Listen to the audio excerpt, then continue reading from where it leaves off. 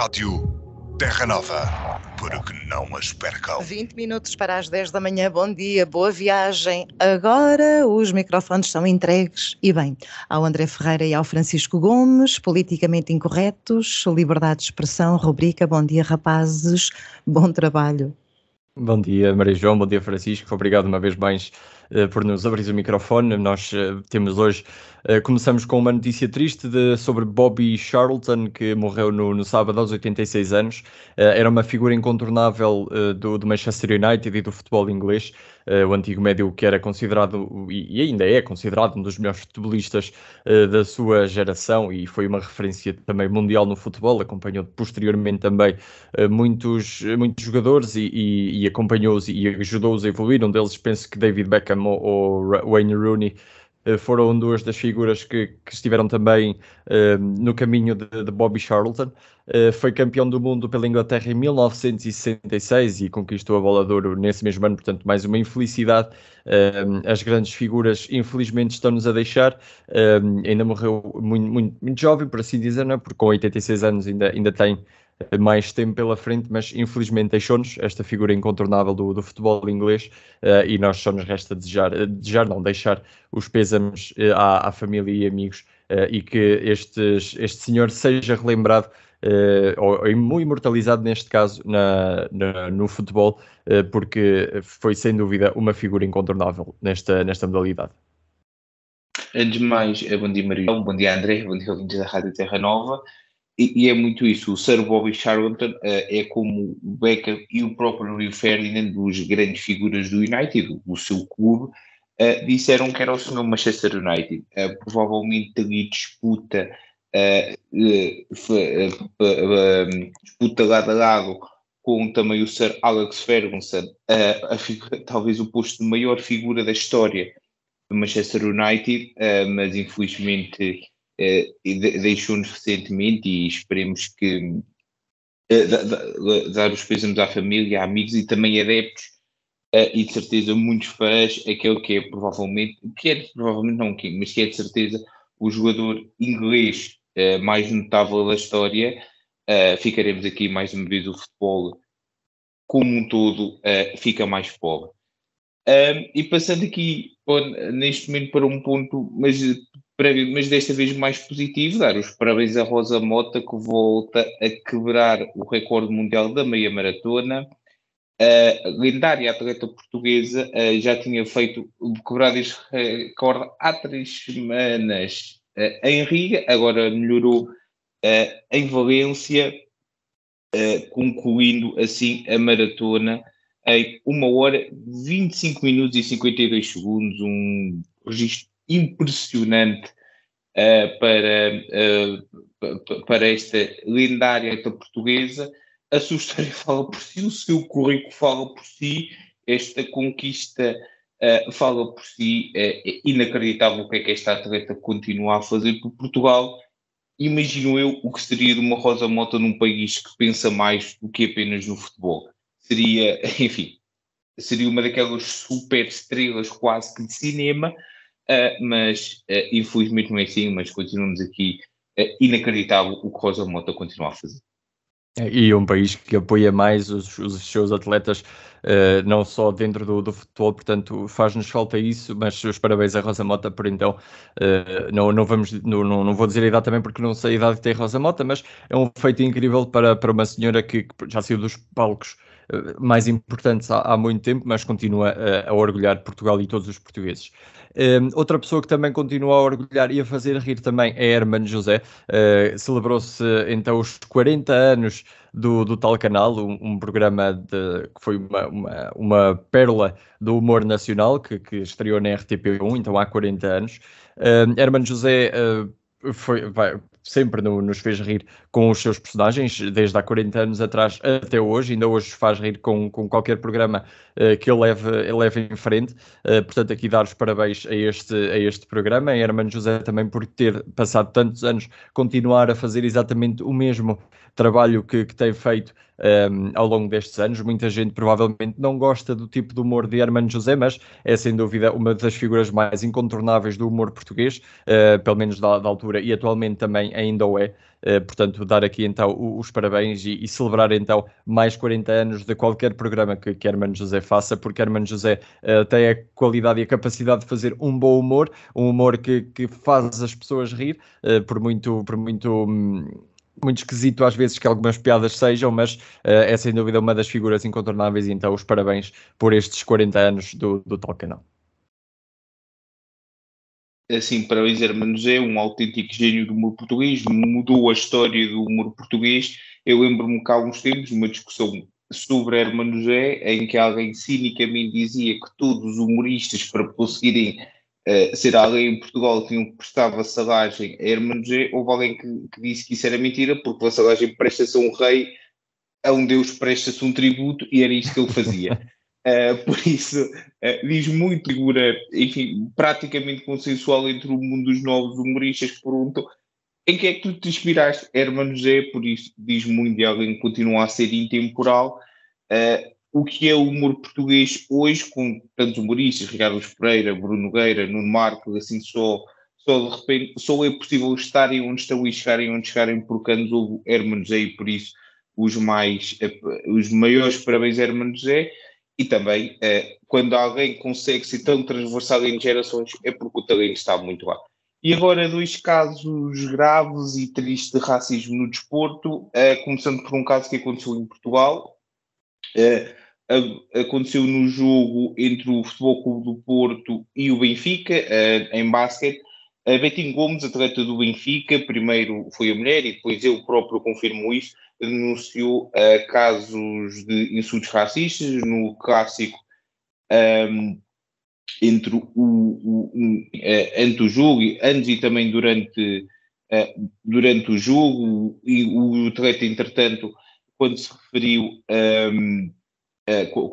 a este caso, exigiu uma postura tanto da Federação Portuguesa de Basquetebol como outras federações. Tem aqueles vídeos anti-racismo e anti-discriminação a passarem antes do início dos seus jogos, e depois, quando os casos acontecem, não faz nada. Mas também aqui numa direção àquilo que é o Futebol Clube do Porto, que ele deveria agir. Até agora, as entidades pouco se referiram. Eu percebo, no caso do Futebol Clube do Porto, ser um bocadinho mais difícil tomar uma iniciativa em relação a isto, porque identificar os adeptos, eu não sei se será possível através da transmissão, porque as transmissões nos esportes de pavilhão, nomeadamente no basquete, têm muitas câmaras, mas não sei se têm câmaras suficientes para isto, e se havia alguma câmara nas indiações ou algo nas indiações que permita esta identificação. Em relação à Federação Portuguesa de Basquetebol, os casos são muito mais graves, porque a Federação Portuguesa de Basquetebol é muito rápida a agir em processos em que os bichos ninguém se queixa, e em processos em que toda a gente se queixa demora muito a agir. Há um microclima qualquer que acontece por ali que me ultrapassa absolutamente por completo. E isto é um caso que entristece. Este caso é muito maior que o Benfica, e que neste caso o seu adversário, o Futebol Clube do Porto. É um caso transversal ao desporto em Portugal, e não só, mas já lá vamos. E quem viu um jogo, seja de que modalidade for, e presta um bocadinho de atenção, nas transmissões televisivas é mais difícil, mas quem está no estádio, infelizmente nota isso e está com atenção. Nota este caso. Isto porquê? Porque voltou a ser, segundo Vinícius Júnior, voltou a ser alvo de insultos racistas, desta vez no jogo com o Sevilha, em que eu falo do episódio isolado número 19, referindo-se a que quando, aos diversos casos que já aconteceram envolvendo o atacante brasileiro Real Madrid, desta vez o foco principal terá sido após um lance mais junto à bancada, em que houve ali uma pequena confusão e há um adepto que faz ali, que finge um macaco em direção ser um macaco em direção a Vini Júnior. O atleta, mais uma vez, referindo-se a isso, disse que isto já não era a mesma coisa, que já tinha acontecido outras coisas, só que desta vez deu os parabéns ao Sevilha e agradeceu inclusive ao Sevilha por causa do que o clube espanhol fez. E o que o clube espanhol fez foi, identificando esse adepto, imediatamente retirou do estádio, entregou o caso às autoridades competentes e expulsou o adepto. E agora, neste momento, estão a ser seguidos os processos legais no interior do clube para a expulsão efetiva do adepto, pois isso tem uns certos timings que têm que ser cumpridos. Muitos parabéns ao Sevilha aqui, mais uma vez o Sevilha a mostrar como é que se faz, aqui a abrir os olhos para um caso que é grave, que não é um caso isolado em Espanha, são vários os casos em Espanha em relação ao racismo no desporto, lembrando que a Federação Portuguesa de Futebol escolheu a Real Federação Espanhola como uma das suas parceiras para a organização do Mundial 2030 e depois daquele absoluto jogo político que a FIFA fez, ainda apareceu sorridente. Portugal não venceu a conseguir organizar o Mundial 2030, Portugal perdeu e mais uma vez é incrível como é que a Federação Portuguesa de Futebol, mesmo em casos que não parecem legal, consegue passar vergonha. É um talento especial que Fernando Gomes e companhia têm. Mas Espanha tem que agir em relação a este assunto e o mundo do futebol tem que acordar de uma vez por todas para este assunto. Chega de aparecer em vídeos bonitos, fofinhos, emocionantes e começar a agir, senão estes casos nunca deixarão de acontecer no futebol mundial. Relativamente ao jogo de basquetebol, o que a Federação de Basquete fez foi exatamente como o Carlão diz na música, a subia para o lado e não faz rigorosamente nada. Relativamente ao jogo entre o Sevilha e o Real Madrid, parabéns então ao Sevilha por ter identificado o adepto e ter expulso o adepto, e espero que seja então expulso por muito mais tempo. E o que nós temos de fazer é exatamente unir-nos todos os clubes, independentemente da rivalidade, daquilo que nós gostamos ou não gostamos Só para te interromper, André, o Sevilha foi tão rápido que acho que nem tinha passado sequer uma hora do final do jogo até o Sevilha, quando o Sevilha fez a comunicação. Por isso podemos ver que afinal os que podem acontecer. Mal a imagem se tornou pública, o Sevilha lançou o comunicado. E é possível trabalhar em condições também, podemos ver isso. Mas é só lamentar e mostrar a nossa revolta e lutar exatamente contra isto, porque já começa a ser um bocadinho chato e cansaço, como diria Bruno de Carvalho, já começa a ser chato estarmos ainda com este tipo de situações em pleno 2023, quase a entrar em 2024. E agora passando aos temas, e um tema que temos vindo a adiar semana após semana, porque estes também são um bocadinho chatos e podiam manifestar-se de maneira diferente. Vamos falar do caso que atingiu Fernando Medina, neste caso, na semana passada. O Ministro das Finanças foi atingido com tinta verde numa ação de protesto pelo clima na passada sexta-feira, enquanto apresentava pormenores sobre o Orçamento de Estado de 2024, numa aula aberta da Faculdade de Direito de Lisboa. Pelo menos 5 jovens foram contidos e retirados pela Polícia de Segurança Pública. Os ativistas, se é que se podem chamar ativistas, falavam de sem futuro não há paz, ao mesmo tempo que atingiram então o ministro no início da sua intervenção com a tal tinta verde. Os jovens então enquanto tiravam a tinta, foram então bloqueados exatamente pelas pessoas que estavam ali à volta na zona da plateia, e o responsável, neste caso Fernando Medina, prosseguia o seu discurso mesmo com a camisa e o casaco manchados. Fernando Medina ainda fez uma piadinha de mau gosto para falar sobre o assunto relativamente ao IOC, e prosseguiu com a sua intervenção, uma piadinha que eu devo dizer-lhe que, Sr. Ministro, que não teve piada nenhuma. Não sei se quer começar a fazer stand-up, pelo menos olha, aprenda com o Hermano José. Já nas semanas passadas, e por isso é que nós andamos a adiar, o Ministro do Ambiente e da Ação Climática, Duarte Cordeiro, foi também atacado com tinta verde por 3 ativistas durante uma conferência sobre a transição energética em que participavam as empresas Galp e EDP a 26 de setembro. Semanas a seguir, alguns manifestantes também bloquearam o trânsito em Lisboa, outros vandalizaram uma pintura da coleção Berardo, outros até mesmo chegaram a colar-se à porta de um avião da TAP. Isto está a chegar a um ponto em que não se está a lutar exatamente pela...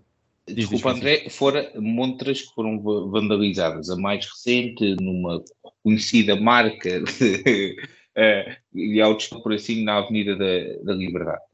E também a fachada da FIL, penso que também foi vandalizada com tinta vermelha, mas isto já começa a chegar a um ponto em que já não é manifestação, é simplesmente vandalismo relativamente às fachadas, neste caso, e às coisas aos objetos, e é agressão relativamente aos ministros. Eu acho que, e penso que já referimos aqui uma vez, que as pessoas que fazem isto a ministros deviam ser rapidamente presas, porque pronto, temos as altas figuras do Estado que estão a ser, neste caso, agredidas psicologicamente, fisicamente, pronto, e assim, das tintas, acaba por ser um bocadinho mau para o nosso país.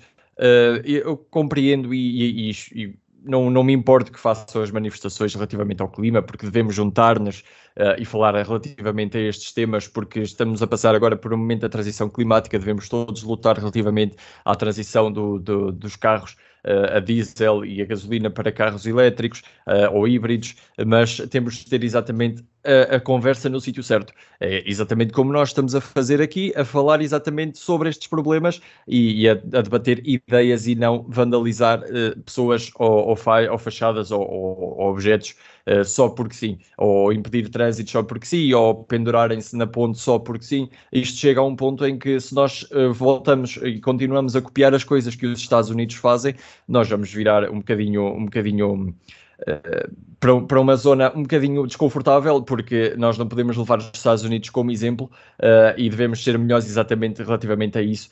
E é como eu referi, nós devemos sentar-nos, estar a discutir exatamente estes temas. Pode-se concordar ou não com aquilo que os ministros e as pessoas que estão no governo falam, mas a verdade é que o debate e as manifestações fazem-se com ideias, não é estar aí a agredir e a vandalizar exatamente as coisas que nos aparecem à frente. Estes manifestantes não são manifestantes, para mim, são simplesmente pessoas que são vândalas, e deve-se mudar exatamente o paradigma relativamente a isto. As pessoas devem ser realmente presas, realmente detidas, passar uns tempinhos na prisão para aprenderem um bocadinho relativamente ao seu comportamento e depois, quando voltarem a sair cá para fora, falarem exatamente nas melhores condições, da melhor forma e debater então as ideias, porque chegamos a um ponto em que isto já se está a tornar, e peço desculpa a expressão, um bocadinho pronto para lerma. É muito isso. O que tem acontecido rapidamente é inacreditável. Voltamos a dizer, quando se passa mais tempo a discutir a legitimidade ou não de uma manifestação do que os objetivos da manifestação em si, a manifestação falhou. Grande parte destes ativistas fazem parte do grupo Climáximo, que é um grupo que, enfim, basta ler as redes sociais deles para perder muitos pontos de QI e pensar, se calhar isso da internet, e fazer um teste para poder ser usado, porque é inacreditável como é que isto pode acontecer. Não se fala da causa, a causa é muito nobre, a luta é muito nobre, é muito importante, existe uma emergência climática que tem que ser levada com seriedade, mas convém, quando fazemos uma manifestação, também apresentar medidas. E as medidas é políticas. Quais políticas? Políticas, sim, está bem, já percebi, mas quais políticas? E saímos dali e, enfim, mais uma vez temos que ver e, se calhar, ter muita atenção a este tipo de grupos e perceber que quem pintou os quadros não tem culpa. Os quadros vão continuar a existir e não têm culpa. Aliás, vocês até causam mais poluição, porque depois é preciso limpar os quadros e muitas dessas limpezas causam mais poluição. Com a própria essência normal do quadro. E é tudo por esta semana. Para a semana cá estaremos com certeza para fazer bastantes mais amigos e senhores das manifestações. Agora que está a chover, parem um bocadinho, está bem? Não, podem se manifestar, mas com mais calma. Sim, exatamente. Até para a semana. Até para a semana.